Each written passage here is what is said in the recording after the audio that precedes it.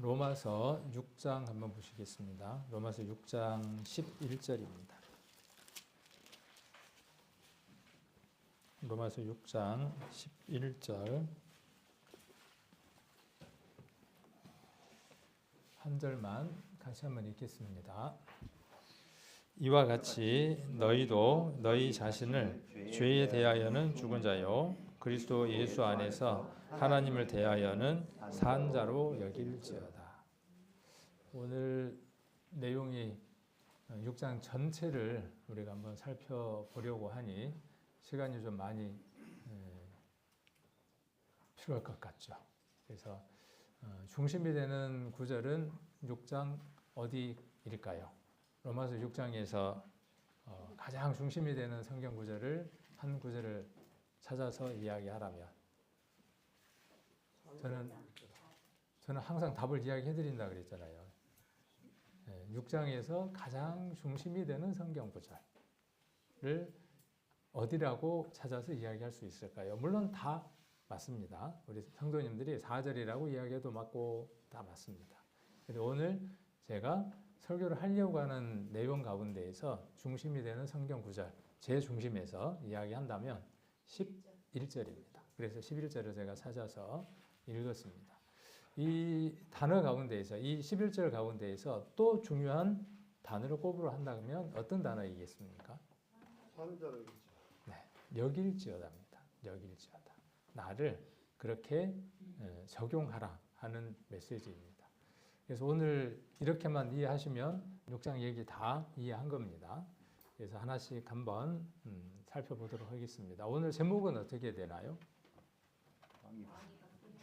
왕이 바뀌면 삶이 바뀝니다. 그러면 이렇게 한번 질문을 해볼 수 있을 겁니다. 삶이 바뀌지 않는 이유는 무엇 때문일까? 이게 제목을 이렇게 스캔해 보니까 그렇게 답이 나오죠. 근데 우리가 이렇게 생각해 보지 않죠. 우리가 삶들을 살아가면서 왜 나는 삶의 변화가 없을까? 어제와 오늘이 별반 다르지 않고 구원 받았다고 하는데 내 삶 안에는 그리스도의 향기가, 오늘 아카시아 얘기를 했지만 어제 저녁에 이렇게 동네를 한 바퀴 돌다 보니까 아카시아 향이 진하게 나더라고요. 그리스도의 향기, 고린도 교회에게 이야기했던 것처럼 그리스도의 편지이고 그리스도의 향기일 텐데 내게서는 왜 향긋한 향이 나는 게 아니라 뭔가 음식이 상한 듯한 그런 냄새가 날까? 저만 그렇게 느낄까요? 저만 그렇게 고민할까요? 아마 많은 그리스도인들이 그렇게 하나님 앞에 몸부림치고 또 고민하지 않을까 하는 생각을 해봅니다. 성경 속에는 그 답들을 항상 이야기해두고 있습니다. 그 답을 저는 로마서 6장이라고 이야기를 합니다. 로마서 6장을 압축하고 압축한다면 우리가 같은 성경, 병행이 되는 성경을 찾는다면 어디에서 찾을 수 있을까요? 로마서 6장을 압축하고 압축해서 한 구절에 병행된 성경을 찾는다. 그 바울의 서신 가운데에서 우리가 많이 외웠는데 갈라디아서 2장 20절입니다. 갈라디아서 2장 20절을 좀 더 길게 설명을 한다면 로마서 6장이라고 이야기를 할 수 있을 겁니다. 그래서 삶이 안 바뀌면 왜 내 의지가 약할까? 삶이 안 바뀌면 나는 왜 이렇게 잘 해내지 못할까? 이렇게 생각들을 많이 하는데 그 생각이 잘못된 생각이라는 것이죠. 우리가 지금 남묵시를 하고 있는데 남묵시 속에서 우리의 생각들이, 불편한 생각들이 많이 올라오죠. 그 불편한 생각들을 이겨낼 수 있는 방법도 오늘 이야기하는 것과 동일합니다. 내가 수요일날 이야기했던 것처럼 내가 은혜를 중심으로 살아가고 있는가? 나는 어떠한 존재인가? 하는 것이죠. 그래서 왕이 바뀌었다는 사실을 모르면 삶의 변화가 나타나지 않습니다. 세상 사람들은 무엇으로서 삶을 변화하려고 하느냐 하면 자기 의지로 변화시키려고 하는 거죠. 근데 성경은 무엇이라고 말하느냐 하면 왕이 바뀌었다는 사실이 인정될 때, 여겨질 때에, 적용되어질 때 그때 무엇이 나타나느냐 하면 비로소 진정한 변화가 나타나기 시작을 합니다. 그래서 우리가 물어야 될 질문이 무엇이냐면요. 나는 왕이 바뀐 적이 있는가? 나는 누구를 왕으로 모시고 살아가고 있는가? 그리고 지금 나는 그 왕의 통치를 받고 살아가는가? 내 삶의 주인이 내 자신인가? 사단인가? 아니면 새로운 분인가? 이것에 따라서 답이 달라지는 겁니다. 은혜 아래 살아간다는 것은요, 내 삶의 모든 것이 누구의 통치 가운데 살아간다는 얘기냐 하면 하나님의 주권 아래 살아간다는 뜻입니다. 은혜라는 말은 그런 의미입니다. 그래서 죄의 지배에서 어디로 바뀌느냐 하면 은혜의 통치로 바뀌는 삶. 그것이 왕이 바뀐 삶입니다. 그래서 완전한 존재의 전환입니다. 로마서는 이 내용을 잘 설명을 해주고 있습니다. 우리는 정말 변했습니까? 이렇게 한번 물어볼 필요가 있고 매일 이렇게 물을 필요가 있습니다. 그리고 우리의 삶들을 가장 먼저 내 입의 말부터. 사람의 변화는요, 가장 먼저 어디에서 나타나느냐 하면 입입니다. 제가 생각할 때 그런 것 같아요, 입이에요. 불평하고 불만하고 투덜거리던 사람이 은혜로 가득 채워지게 되면 그 채워진 것을 말하게 됩니다. 그래서 화려해요. 말이 화려해집니다. 은혜의 말이 나오기 시작합니다. 그런데 삶은 어떨까요? 삶은 열차에 뒤에 객차처럼 천천히 따라오죠. 앞에 그 기관차처럼 따라가지는 못하고 말은 그 기관차처럼 앞서가고 삶이 그 다음 어떻게 되느냐 하면 차례대로 따라가기 시작을 합니다. 그런 변화들을 우리는 맛보았습니다. 그리고 지금도 그것을 맛보고 있는 사람들이 있고 언젠가 그것이 멈춰버린 사람들도 있습니다. 그 멈춤을 느끼지 못하는 것을 우리는 화인 맞았다고 이야기를 합니다. 또 뭉둥병 걸렸다고 이야기를 합니다. 우리는 정말 변했습니까? 우리는 예수님을 믿고 구원받았다고 말합니다. 우리가 항상 이야기하는 것 제일 중요한 단어가 뭐죠? 우리 교회에 오면 제일 먼저 챙겨 묻는 게 뭡니까? 식사하셨습니까? 이거 먼저 안 묻고 우리나라는 제일 먼저 묻는 게 뭐예요? 아침에 만나서 식사하셨습니까? 저녁에 만나서 식사하셨습니까? 밥 먹는 게 그렇게 중요한 거죠. 근데 우리 교회에서는 가장 중요한 게 뭡니까? 구원이 가장 중요하니까 뭐라고 묻습니까? 구원 받았습니까? 한번 내놔봐. 그것 때문에 어때요? 마음이 또 상해서 우리 교회하고 손절하는 사람들도 있죠. 그래서 그 가난한 신자가 되기도 하죠. 안 나가 신자. 이유도 참 많아요. 교회 안 나오는 이유들이 되게 많습니다. 그래서 구원받았다고 말합니다. 이건 굉장히 중요한 확신, 확정, 중요한 겁니다. 구원받았다고 내가 인식하고 인정하고 받아들이는 이것은 굉장히 중요한 겁니다. 그런데 삶은 여전히 비슷하게 흘러갑니다. 다람쥐 쳇바퀴 도는 것처럼 변화 없이 끊임없이 계속 반복됩니다. 어떻습니까? 여러분의 삶은 내가 구원받은 시점이 언제인지 우리는 적을 수 있죠. 인격적으로 예수님을 만난 날. 이게 갭이 있을 수 있어요. 지식적으로 하나님을 만난 날이 있고요. 인격적으로 하나님을 만난 날에 시차가 있을 수 있어요. 모든 사람이 인지적으로, 인식적으로, 지식으로 구원을 알고 그것이 인격적으로 만난 날과 동일한 사람이 있는가 하면 또 그러지 않는 사람들도 있습니다. 자, 그래서 그 구원받은 날부터 그날이 언제인지는 모르겠지만 5년 단위로 한번 계산을 해봅시다. 우리 교회 지금 5년 된 분들 이하 계신가요? 5년 이하? 우리 저 정인필 형제님은 언제 구원받으셨죠? 2년 됐어요? 네, 이렇게 2년 되셨죠.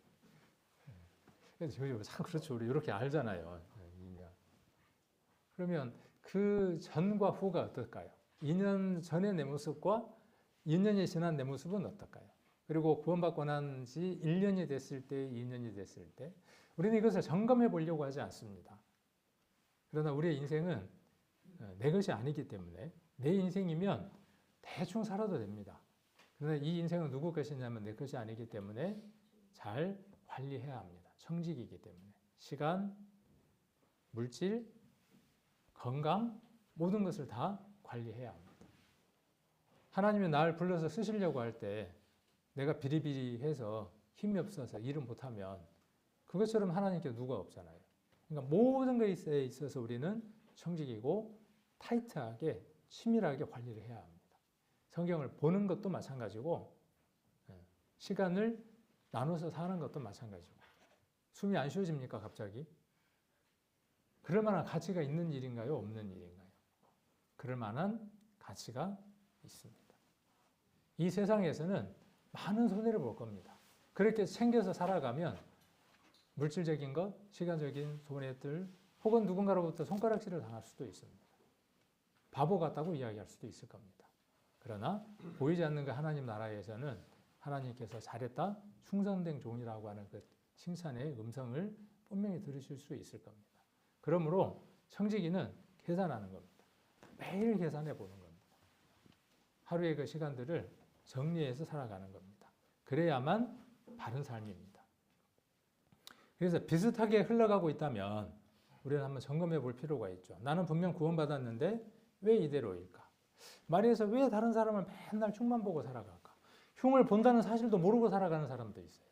입만 열면 아니 그 정치 얘기하기는 해야 되겠죠. 근데 막 육두문자를 해가면서 그 정치에 대해서 이야기를 한들 그 사람이 듣는 것도 아니잖아요. 제가 제일 많이 하는 게 운전하고 가면서 앞에 끼어들거나 천천히 가거나 그러면 어때요? 저만 그럴까요? 여러분들도 그럴까요? 저는 이것까지도 불편한 거예요. 마음 안에서.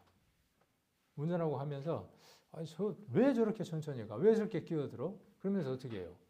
옆자리에 집사람이 있든 누가 있든 우리 성도님들이 타면 절대로 그렇게 안 하는데 우리 어르신들 모시고 갈 때는 그렇게 투덜대질 않거든요. 어르신들이 뭐라 그러면 제가 괜찮아요 이렇게 이야기를 하는데 실상 저 혼자 있을 때는 그렇지 않죠.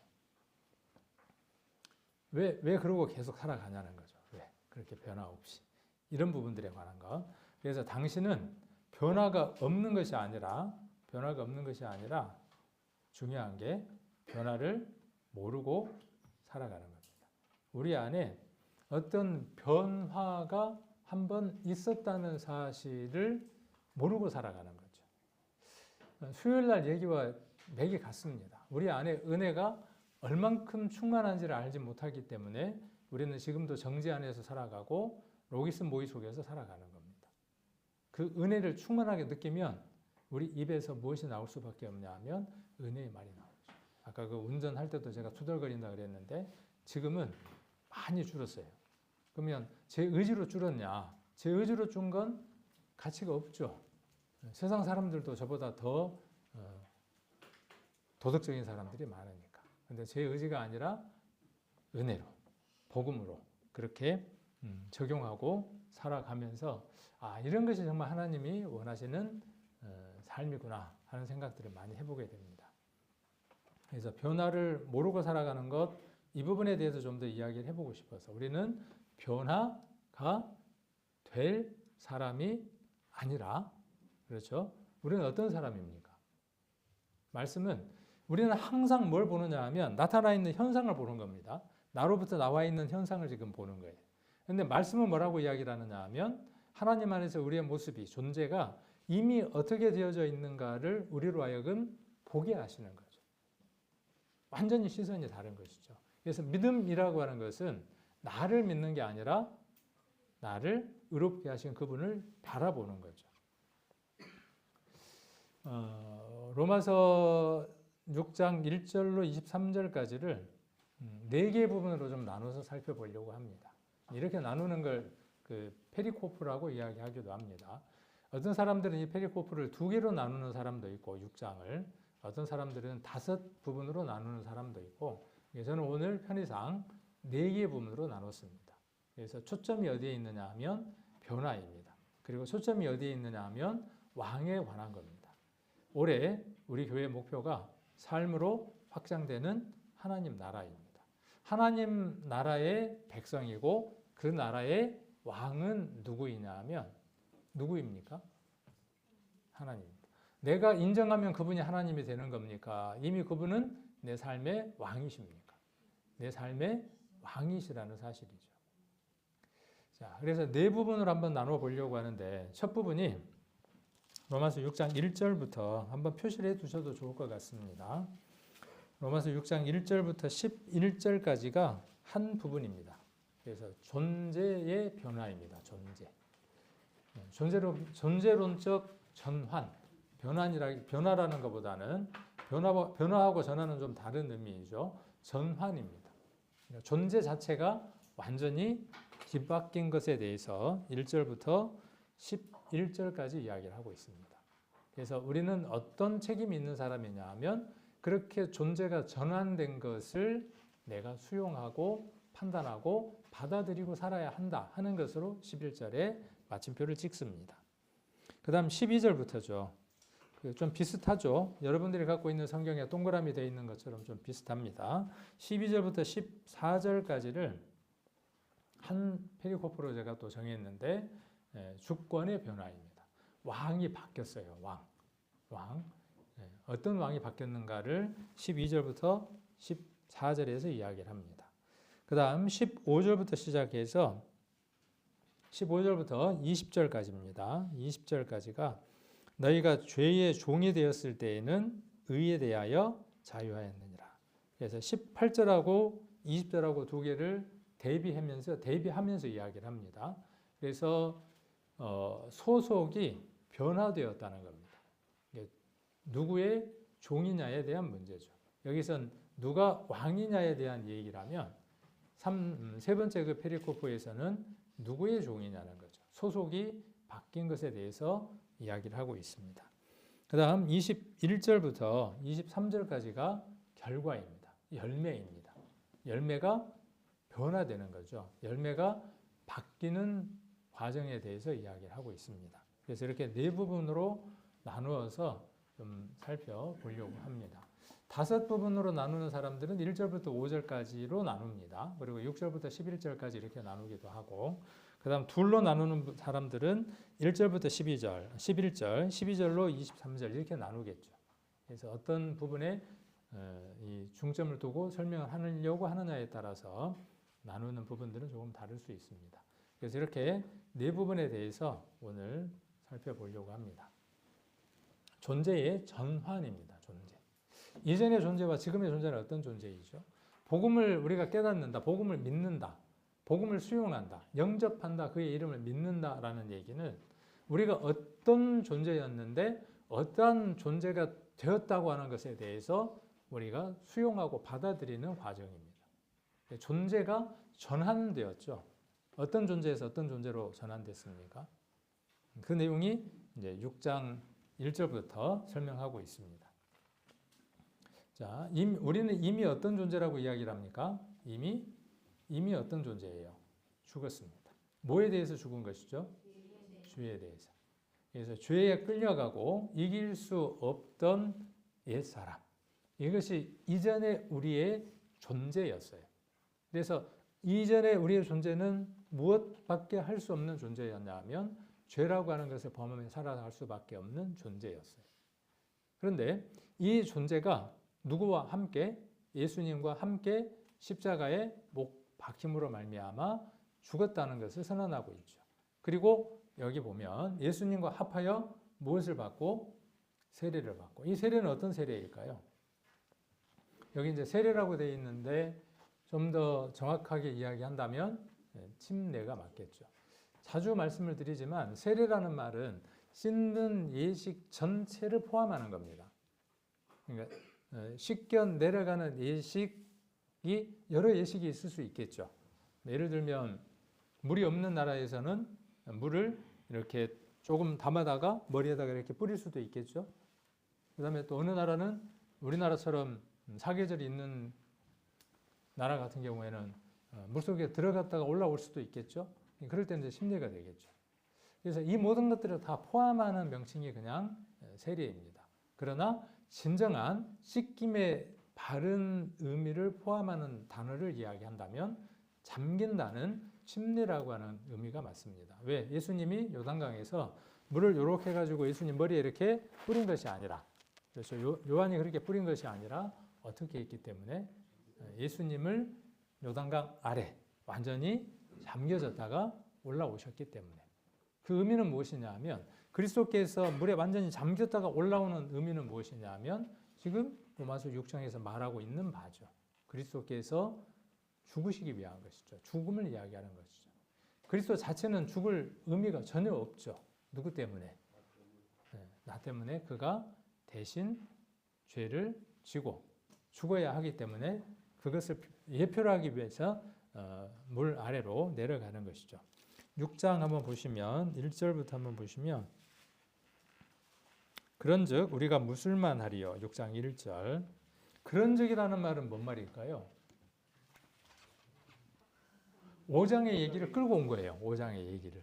5장에서 무엇인가를 이야기한 거죠. 그 이야기한 거에 대해서 다시 끌고 오기 위해서 접속사를 뭘 쓴 거냐 하면 그런즉이라는 접속사를 쓴 겁니다. 우리가 무슨 말 하리요? 은혜에 더하게 하려고 죄에 거하게 하겠느냐. 5장에서 이야기한 내용의 주된 내용이 뭐냐 하면 우리가 죄가 너무나 많은 인생들이었다. 그런데 하나님의 크신 은혜가 그 죄를 어떻게 했다? 다 대속했다. 그러니까 누군가가 이렇게 묻지 않겠냐는 거예요. 그러면 은혜를 더 받기 위해서 뭘 해도 되겠다는 거죠? 아, 죄를 더 지어도 되겠구나. 이렇게 말하는 사람들이 있을 수 있으니 그것을 뭐 하기 위해서 바울이 변증하기 위해서 스스로 묻고 답하는 거죠. 자, 그런즉 우리가 무슨 말 하리요? 은혜에 더하게 하려고 죄에 거하겠느냐? 단호하게 이야기합니다. 뭐라고 이야기합니까? 그럴 수 없느니라. 죄에 대하여 죽은 우리가 어찌 그 가운데 더 살리요. 근데 지금 현실은 어떻습니까? 현실은 은혜를 마치 더하려고 죄 가운데 더 있는 것 같은 그런 모습의 삶들을 우리가 살아가고 있죠. 이것에서 승리할 수 있는 방법에 대해서 지금 말하고 있는 겁니다. 3절 무릇 그리스도 예수와 합하여. 자, 합하여라는 말이 몇 번 나오나 한번 보십시오. 세례를 받은 우리는 그리스도의 죽으심과 합하여 세례를 받은 줄을 알지 못하느냐. 그러므로 우리가 그의 죽으심과 합하여 세례를 받음으로 그와 함께 장사되었나니. 이는 아버지의 영광으로 말미암아 그리스도를 죽은 자 가운데에서 살리심과 같이 우리로 또한 새 생명 가운데에서 행하게 하려 함이니라. 합하여가 몇 번 나오죠? 자, 2번 나온다. 3번 나온다. 3번 나오네요. 3번. 그리고 함께라는 단어가 계속해서 나옵니다. 그러니까 합하여, 함께. 누구와 함께? 그리스도와 함께. 누구와 합하여? 그리스도와 합하여. 자, 그렇게 합하여서 어떻게 되어진 것이죠? 그리스도와 함께 죽었어요. 그러니까 그리스도가 죽으신 것은 누가 죽은 거냐 하면 내가 죽은 것이죠. 나라고 하는 존재가 죄를 범할 수밖에 없는 그 존재 자체가 언제? 예수님이 십자가에 못 박혀서 죽으실 때 나라고 하는 존재, 죄를 범할 수밖에 없는 그 존재가 그곳에서 이미 어떻게 되어졌다는 사실이죠? 사망, 죽었다는 사실을 선언하고 있는 거죠. 자, 이것을 믿는 것이 무엇이냐 하면 구원입니다. 이것을 믿는 것이. 자, 5절 만일 우리가 그의 죽으심을 본받아 연합한 자가 되었으면 앞에 3절, 4절에 나와 있는 합하여라는 하는 말과 함께라고 하는 말을 5절에서는 어떤 단어로 지금 바꿔서 이야기를 하고 있습니까? 연합한 자라고 이야기를 하고 있습니다. 그러니까 우리의 존재는 이제 어떤 존재로 전환됐다는 것이죠? 그리스도와 연합된 존재라는 사실입니다. 예전에는 무엇과 연합된 존재였습니까?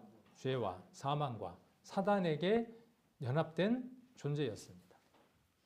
그 모든 것들을 누가 마무리하셨다고요? 마감하셨다고요? 그리스도께서 마감하셨다는 것이죠. 그 목적은 어디에 있습니까? 그러면 그것 자체가 목적입니까? 어떤 목적이 또 있습니까? 구원이 마침이라고 이야기하면 문제가 있는 것이죠. 자주 지난번 수요일도 이야기하고 다음번 수요일도 준비한 게 무엇이냐 하면 구원은 출발점입니다. 시작점입니다. 하나님의 자녀로 하나님의 백성으로 등록된 겁니다. 거기에서 누리고 살아가는 삶이 있는 것입니다. 목적이 어디에 있느냐 하면 그곳에 목적이 있습니다. 4절에 보시면 우리로 또한 새 생명 가운데에서 행하게 하려 함이니라. 이전에는 행할 수 있는 힘이 있는 사람입니까? 없어요. 행할 수 있는 힘이 없는 자예요. 근데 지금 우리는 그 행할 힘이 있는데 그 행할 힘을 우리의 마음 안에 능력 주시는 분, 성령, 은혜로 지난번 수요일은 하나님의 은혜라고 설명을 드렸고 또 그것이 성령이라고 말씀을 드렸습니다. 그 능력이 우리로 하여금 어떻게 하시느냐 하면 행하게 하시는데도 불구하고 우리가 불순종하는 문제가 지금 있는 것이죠. 그 불순종을 이겨내기 위해서 우리의 근원적인 문제를 다시 한 번 더 확인해 보고 있는 겁니다. 그래서 우리는 연합한 자가 된 겁니다. 죽음을 본받아 연합한 자가 되고 죽음에 함께 되고 합한 사람이 되었고 그 다음 부활에도 어떤 사람이 됐습니까? 함께하고 합한 사람이 됐죠. 그 둘을 연합한 자라고 지금 이렇게 설명을 합니다. 6절 우리가 알거니와 우리 옛사람이 예수와 함께 십자가에 못 박힌 것은 죄의 몸이 멸하여 다시는 우리가 죄에게 종노릇하지 아니하려 함이니. 이전에 왕이 누구였다고 지금 이곳에서 말합니까? 바울은 이전에 우리가 어떤 존재였다고요? 죄의 나라에 죄의 왕을 섬기는 백성이었다라고 말하고 있는 거죠. 그래서 종이었습니다. 누가 종이었다고요? 나는 종된 적이 없는데 그런데 죄를 범하며 살아갔던 시간이 있었던 건 분명하잖아요. 여전히 우리도 지금 어떨 수 있다? 그 죄에 종노릇할 수 있다. 그러나 그것을 이길 수 있는 방법이 있다. 8절 만일 우리가 그리스도와 함께 죽었으면 또한 그와 함께 살 줄을 믿노니 이는 그리스도께서 죽은 자 가운데에서 사셨음에 다시 죽지 아니하시고 사망이 다시 그를 주장하지 못할 줄을 알미로라. 10절 그의 죽으심은 죄에 대하여 단번에 죽으시며 그의 살으심은 하나님께 대하여 살으심이니. 11절 이와 같이 너희도 너희 자신을 죄에 대하여는 죽은 자요 그리스도 예수 안에서 하나님을 대하여는 산 자로 여길지어다.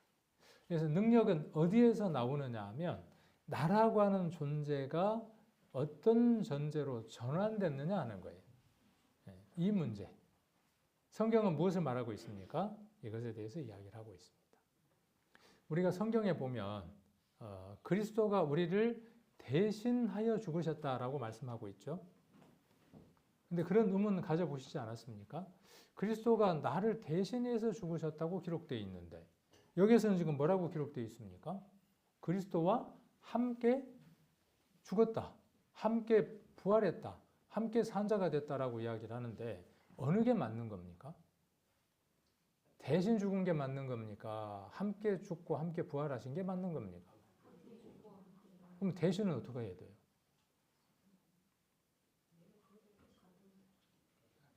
그런 생각 안 해보시나요? 저는 좀 이상한가 봐요. 둘이 분명히 대립되지는 않을 거라는 얘기죠. 둘은 대립되지 않을 거라는 거죠. 그러면 왜 이렇게 표현됐을까에 대한 궁금증이 생기더라고요. 대신이라는 얘기는 법적인 용어예요. 대속, 법적인, 대신 치러주신 거예요. 객관적인 것이에요. 대신이라는 것은. 그런데 여기 함께라고 하는 것은 무엇이냐 하면 그 객관적인 것, 역사적으로 있었던 그 사실이 내게 적용되어져서 주관적으로 이루어지는 과정이에요. 그러니까 함께가 되어지는 거예요.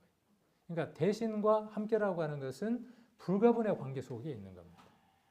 내가 암만 적용을 하고 싶어도 객관적인 내용이 없으면 아무런 소용이 없는 거죠. 객관적인 사실만 있다고 해서 모든 일이 이루어지는 게 아니죠. 내 것이 되는 게 아니죠.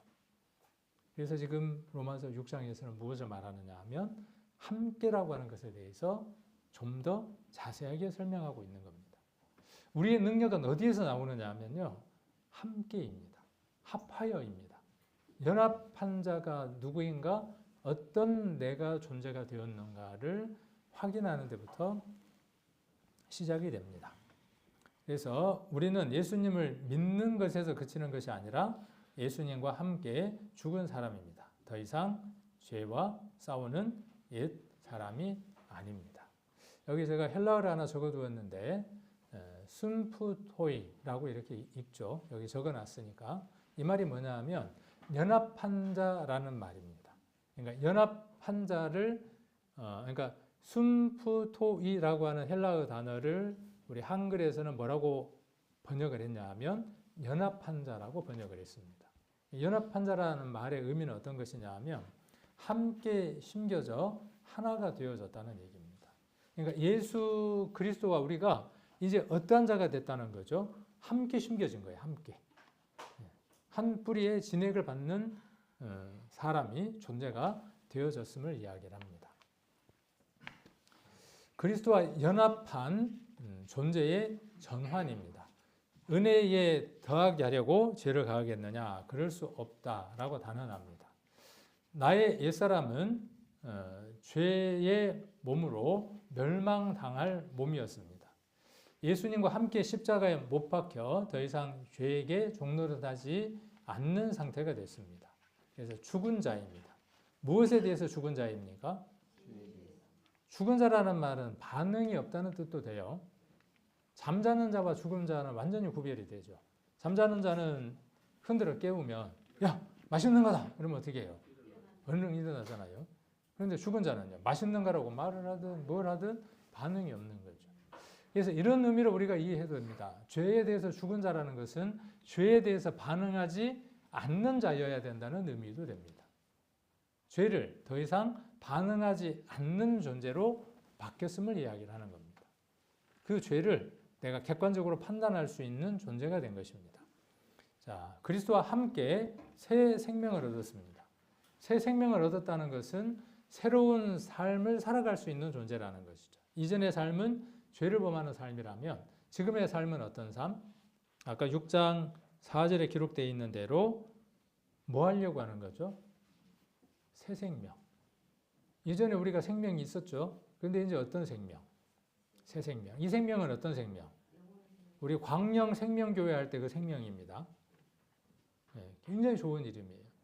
네, 제가 어디 그 학교 면접을 보러 갔는데 그 대학원 원장이 그러더라고요. 요 광영 생명교회에서 생명이라는 말이 헬라 말로 뭔지 압니까? 네. 헬라 말로 뭐라고 이야기하냐면 조회라고 이야기합니다. 조회. 그 조회라는 말은 그냥 육신의 생명이 아니라 영원한 생명입니다. 이름 너무 좋은데요, 그러더라고요. 아는군 속으로만. 이 생명이라는 이름은 얼마나 소중한 이름인지 모릅니다. 우리는 그 생명을 소유한 자죠. 그 생명을 소유했다는 것은 그 생명을 행하고 살아간다는 거예요. 그 생명 속에서 산다는 뜻입니다. 얘는 카네이션은 어떤 생명이 있습니까? 이 안에 카네이션이라고 하는 생명이 있는 거죠. 얘는 물을 주고 조건이 맞으면 점점 활짝 피어내는 거죠. 그 안에 있는 생명을 밖으로 행하는 거죠. 드러내는 거죠. 우리의 삶도 어떻습니까? 그리스도의 생명이, 새 생명이 우리 안에 와서 조건과 환경이 맞으면 우리는 어떤 삶을 살아내는 거죠? 우리의 삶이 아니라 그리스도의 말이 나오고 그리스도의 성품이 나오고 그리스도의 삶을 살아가는 거죠. 그 변화가 없으면 우리는 아까 서두에 말씀했던 것처럼 우리는 고민해야 한다고요.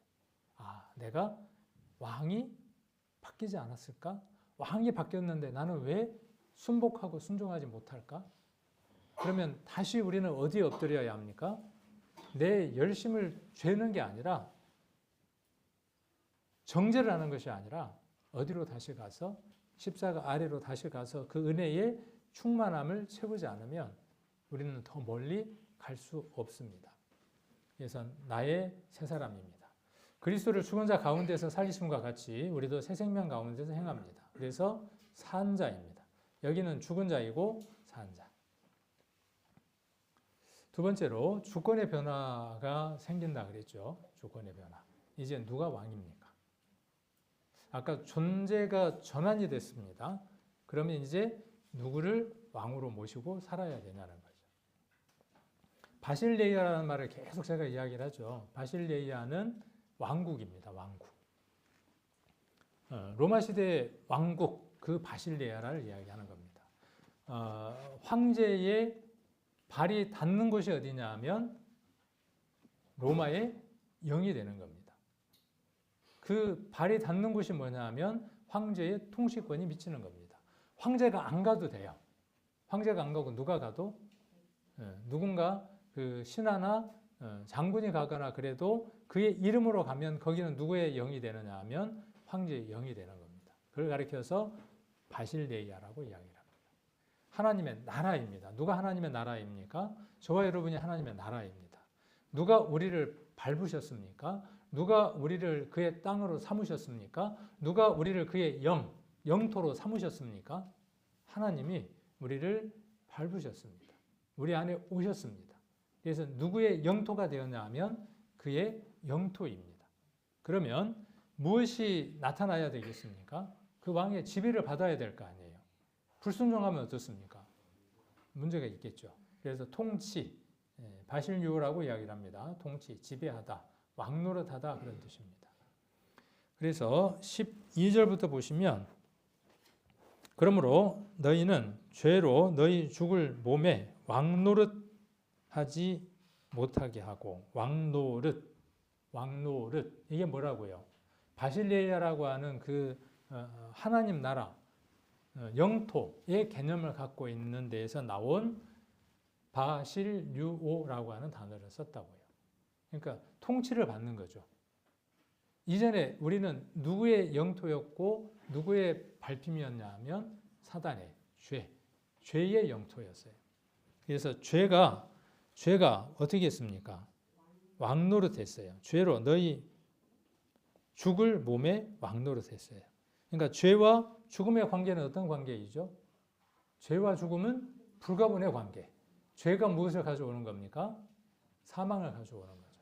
그 사망은 몸에서 무엇을 하는 겁니까? 그 사망이 왕노릇하는 거죠. 왕이니까 어떻게 하는 거예요? 모든 걸 통치하는 거죠. 통치하고 살아가는 거죠.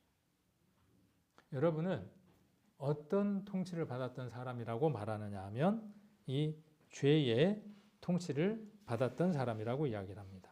왕이 누구였느냐 하면 죄가 왕이었습니다. 13절 또한 너희 지체를 불의의 병기로 죄에게 드리지 말고 이전에는 어떤 상태였습니까? 왕이 죄였으니까 죄를 범하게 하는 거죠. 그러니까 이 지체가 병기, 무기가 되어서 누구 대신 싸우는 거죠? 왕의 신하가 돼서 누구 대신 싸우는 거예요? 왕 대신 신하가 돼서 싸우는 거죠. 병기가 돼서 이 몸이 불의의 병기가 돼서 총칼이 돼서 싸움을 싸워왔던 겁니다. 오직 너희 자신을 죽은 자 가운데에서 다시 산 자 같이라고 되어 있고 아까 11절에도 여길저다라고 되어져 있죠. 자, 누군가가 사람을 죽였는데 재판을 받았습니다. 그 재판의 결과가 뭐였냐 하면 사형이었습니다. 그런데 사면을 받는 경우가 생기죠. 그 사면을 받을 때에 누군가가 사람을 죽였던 사실은 사라지나요? 사라지지 않나요? 사라지지 않죠.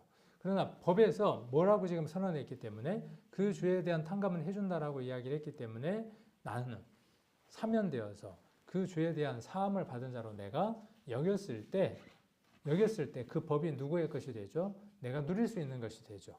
그것과 동일하게 지금 설명을 하고 있는 겁니다. 그래서 오직 너희 자신을 죽은 자 가운데에서 다시 산 자 같이 하나님께 드리며 너희 지체를 뭘로 드리는 겁니까? 의의 병기로 하나님께 드리라. 이전에 불의의 병기였는데 지금은 뭘로 드리라는 거죠? 의의 병기로. 요거 있잖아요. 요거. 제일 먼저 요거. 요게 뭐합니까? 오늘도 한번 여러분들이 하는 말들 교회를 오면서 아침에 일어나서 내가 했던 말들 한번 복기를 한번 해보세요. 다시 한번 떠올려 보세요. 이 입이 불의의 병기였는지 의의 병기였는지 거룩한 주님을 모시고 있다고 이야기를 하고 그분들이 모이는 시간 공간 안에 온다고 이야기를 하는데 거시기는 말이야. 뭐시기는 말이야. 하나님의 은혜로 구원받았다고 하는 성도를 값주고 산 성도를 어떻게 합니까? 이걸로 불의의 병기로 쓰죠. 뭐 그러지 못하는 이유가 뭐라는 거예요? 그 시간 그 시점에서 뭐가 없는 거죠? 내가 어떤 존재로 전환됐는가에 대한 자기 인식이 없는 거예요. 여기는 게 없는 거예요. 여길저라고 하는 그 사건이 그 시간 거기에 없는 거예요. 같이 산자 같이 없는 거예요. 그러니까 어떻습니까? 그냥 자유롭게. 그게 자유일까요? 자유 아니에요. 해방된 거예요. 자, 14절. 죄가 너희를 주관하지 못하리니. 왜 주관을 못할까요? 죄가 너희를 주관하지 못해요. 왜 그럴까요? 어떤 사람에게 죄가 주관하지 못하는 이 기적적인 일이 일어날까요? 모든 사람에게 일어날까요? 11절이죠. 그렇게 여기는 사람에게 일어나는 일인 것이죠. 아까 그 얘기를 설명을 했던가요? 설명 안 하고 넘어갔네요. 여기서 설명을 했어야 되는데. 자, 여기일지어다 요 얘기하고 넘어갔어야 되는데 그냥 넘어갔네요. 여길지어다라는 말은 헬라 말로 로기조마이라고 이야기를 하는데 계산하다, 판단하다, 법적인 용어입니다. 그러니까 계산해 보는 거예요. 이게 이치적으로, 원리로 맞는 것인가 따져보는 거죠. 따져보니까 어때요? 분명히 빼박이죠. 진리고, 진실이고, 분명하잖아요. 4장을 한번 보겠습니다. 4장, 로마서 4장 9절.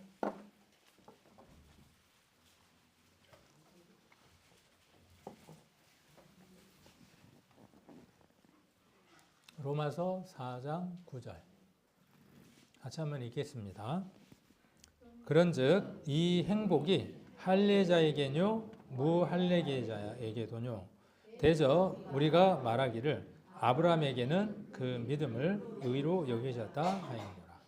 아브라함이 하나님을 믿었죠. 그 믿음을 하나님은 뭘로 여기셨다고요? 의로 여기셨다고요. 이 여기셨다라는 말과 아까 지금 어디에 나와 있는 단어가 똑같은 단어냐 하면 뒤에 나와 있는 여기다는 단어가 똑같습니다. 하나님은 아브라함을 어떻게 여기셨다고요? 그걸 믿을 때에 그걸 뭘로 여겼다? 의로 여겼다. 그러면 역으로 우리가 아브라함처럼 이 사실을 믿을 때 하나님 우리를 어떻게 여겨주신다? 의로 여겨주신다. 그러니까 동일하게 우리도 어떻게 해야 된다? 하나님이 계산하시는 것처럼 아브라함을 그렇게 계산하고 판단해 주셨던 것처럼 우리가 우리 자신을 어떻게 판단해야 된다? 산자로 판단해야 된다. 여겨야 되고 인정해야 된다라는 것이죠. 그래서 이 둘의 단어는 같은 단어입니다. 그 이야기를 설명하고 넘어갔어야 되는데. 자, 그래서 아까 6장 14절에서 이야기한 대로 이런 사람에게는 죄가 주관을 할 수 없어요. 그러면 누가 주관을 할 수 있게 되죠? 내가 주관하나요? 아니죠.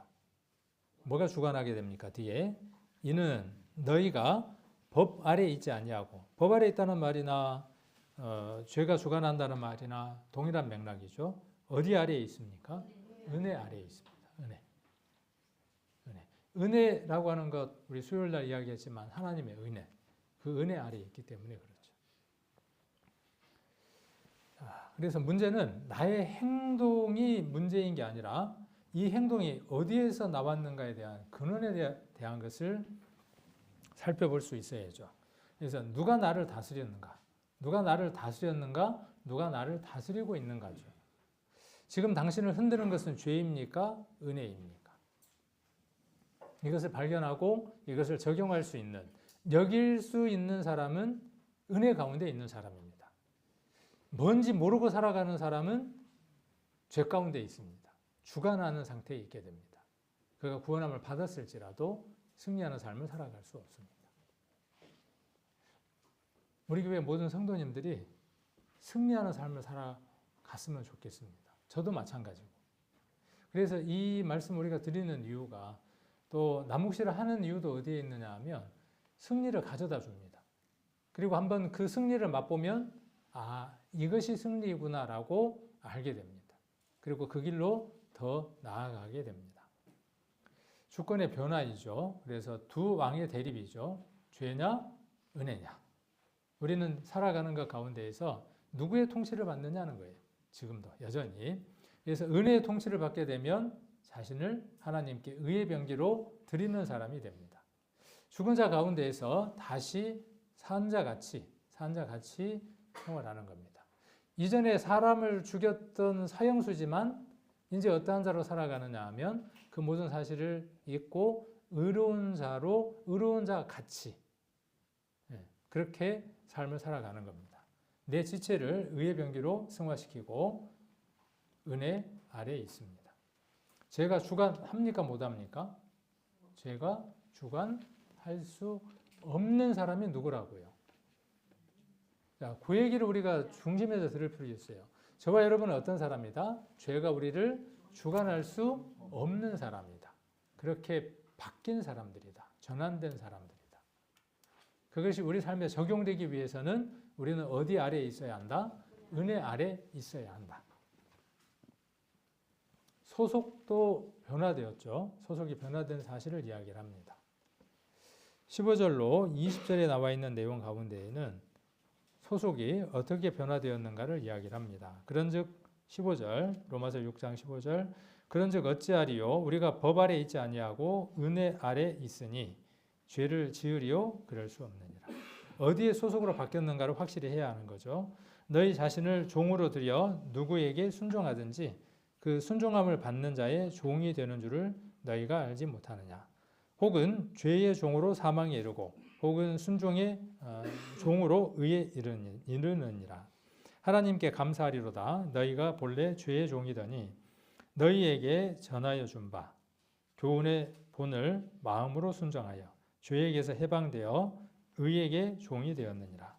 너희 육신이 연약함으로 내가 사람의 예대로 말하노니 전에 너희가 너희 지체를 부정과 불법에 들여 불법에 이른 것 같이 이제는 너희 지체를 의에게 종으로 들여 거룩함에 이르라. 성화에 관해서 이야기하는 거죠. 이미 우리가 하나님 앞에 거룩한 자가 됐지만 우리의 남아있는 삶, 이미와 아직의 가운데에 있는 긴장의 삶들을 살아가는데 종말을 기다리고 살아가는데 그 종말을 기다리는 자의 삶이 모든 사람들이 데살로니가에서는 뭐라고 이야기했습니까? 너희 온 몸과 혼과 영이 주 예수의 날에 흠 없기를 원한다라고 이야기를 했죠. 영은 이미 거룩해졌고 우리의 마음도 어떻게 되어져야 합니까? 거룩해져야 하고 그 마음에 담긴 것이 우리의 삶을 바꿔내야 하지 않겠습니까? 그 삶을 이야기를 하는 겁니다. 그래서 죄의 종이죠. 죄의 종. 20절에 한번 보시면 너희가 죄의 종이 되었을 때에는 죄의 종이 되었을 때죠. 죄의 종이 되었을 때에는 사망으로 향하는 거죠. 의를 선택할 수 있는 참된 자유가 없는 상태죠. 곧 의의 지배와 생명에서 끊어진 상태를 가리켜서 죄의 종이라고 이야기를 합니다. 반면에 18절은 죄에게서 해방되어 자유라고 이야기했고 아까는 여기는 해방되어라고 이야기를 했습니다. 의에게 종이 되었느니라. 죄에게 반드시 복종해야 하는 상태에서 해방된 상태. 곧 죄의 지배와 사망의 권세에서 끊어지고 하나님께 순종할 수 있는 참된 자유를 받은 상태. 자, 여기 죄에게 종이 되었다. 그 다음에 자유하였다라는 말이 어떤 의미인가? 자유라는 말은 마음대로 할 수 있다. 그런 의미일까요? 마음대로 해도 된다 그런 말의 의미일까요? 참된 자유는 경계가 있죠. 아담과 하와가 그 참된 자유를 제대로 사용하지 못함으로 경계를 넘게 되죠. 그래서 내 마음대로 산다고 말하지만 우리는 자유인이 아닙니다. 이미 누군가에게 묶여 살아갑니다. 이전에는 죄에게 묶여 살았고 이제는 누구에게 묶여 있었음을 성경은 선언합니까? 하나님에게 묶여 있음을 선언하고 있죠. 그래서 의의 종으로 살아가라고 그렇게 명령합니다. 이제는 하나님께 완전히 속한 사람으로 살아가야 합니다. 우리가 법 아래 있지 아니하고 은혜 아래 있으니 죄를 지으리오라고 이야기하고 불가하다. 무엇 때문에 불가하냐 하면 이것 때문에 불가하다. 그래서 죄에게서 해방되어 의의 종이 되었으므로 죄를 범치 않는 삶들을 살아갈 수 있다라고 선언하고 있습니다. 네 번째, 결국 결과의 변화를 가져옵니다. 열매가 바뀝니다. 결국 어디로 가고 있습니까? 라고 묻고 있습니다. 21절 한번 보시면 너희가 그때에 무슨 열매를 얻었느냐? 이제는 너희가 그 일을 부끄러워하나니 이는 그 마지막이 사망입니다. 23절 그러나 이제는 너희가 죄에게서 해방되고 하나님께 종이 되어 거룩함에 이르는 열매를 얻었으니 이 마지막은 영생이니라. 23절 같이 한번 읽겠습니다. 죄의 삭은 사망이요 하나님의 은사는 그리스도 예수 우리 주 안에 있는 영생이니라. 여기 은사가 뭘까요? 선물인데 은사라고 표현을 했습니다. 다음번 수요일 날이나 시간이 되면 은혜, 은사, 선물에 대해서 좀 더 한번 이야기해 보려고 합니다. 그래서 여기 은사라는 말은 선물이에요. 하나님의 선물. 그리스도 예수 우리 주 안에 있는 영생, 생명. 우리 생명교회잖아요. 생명을 선물로 얻었습니다. 그러므로 죄의 삭은 사망이라고 이야기를 하고 있습니다. 죄의 장부가 있고 하나님의 장부가 있네요. 치부책이 있습니다. 대가성 지급입니다. 싹시 주어지죠. 재미를 주는 것 같지만 결국 사망을 정당한 대가로 지급해야만 합니다.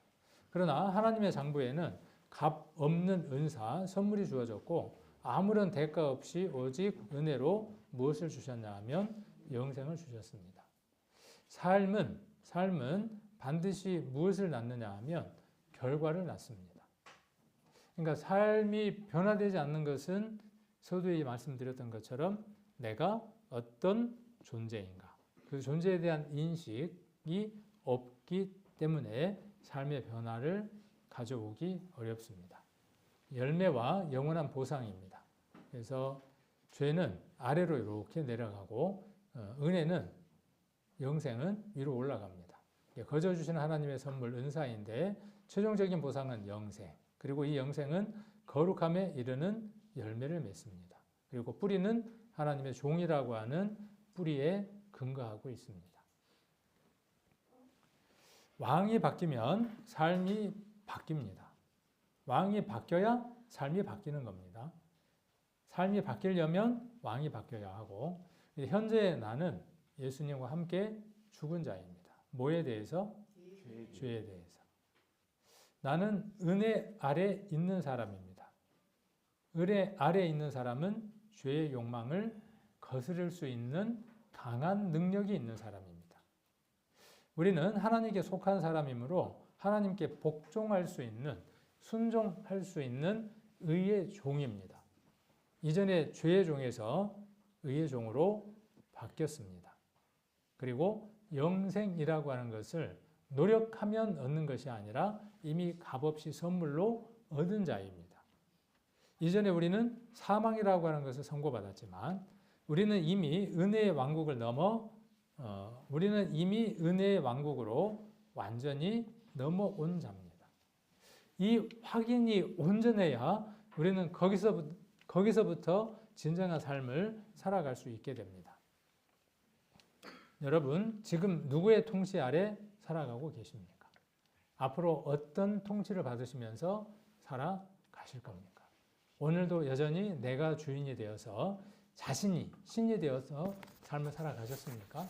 이제 누구를 왕으로, 예수 그리스도를, 하나님을 왕으로 인정하고 통치권 속에서 살아가는 여러분이 되어야 하겠죠. 나는 더 이상 죄의 왕국에 속한 사람이 아닙니다. 나는 그리스도의 무엇 아래 살아가는 사람이냐 하면 통치 아래 살아가는 사람입니다. 이 사람을 누구라고 이야기하느냐 하면 성도라고 이야기를 합니다. 우리가 성도라는 말은 거룩한 무리라는 지식에서 하나를 더해야 합니다. 그리스도의 통치 아래에 있는 사람이 누구다? 성도다. 앞으로 성도 그러면 하나를 더해야 하는 거죠. 거룩한 무리에다가 그리스도의 통치 아래에 있는 사람. 이렇게 하나를 더해서 기억하시기 바랍니다. 그리스도와 함께 죽은 우리는 더 이상 죄의 통치 아래에 있지 않고 은혜의 왕 대신 그리스도께 속한 하나님 나라의 백성으로 살아가는 존재입니다. 그러므로 그 나라를 매일 맛보고 살아가야 되겠죠. 하나님 나라의 맛은 어떤 맛일까요? 한번 설교를 해드렸으니까 그 나라의 맛이 어떤 맛인지는 설교를 그 전 설교를 한번 들어보시면 좋겠죠. 하나님 나라의 맛은 세 가지였죠. 기억하시나요? 희락, 화평, 또 뭐였죠? 의. 네, 세 가지였죠. 이것이 하나님 나라의 맛입니다. 한번 맛 보시고 살아가시기를 바랍니다.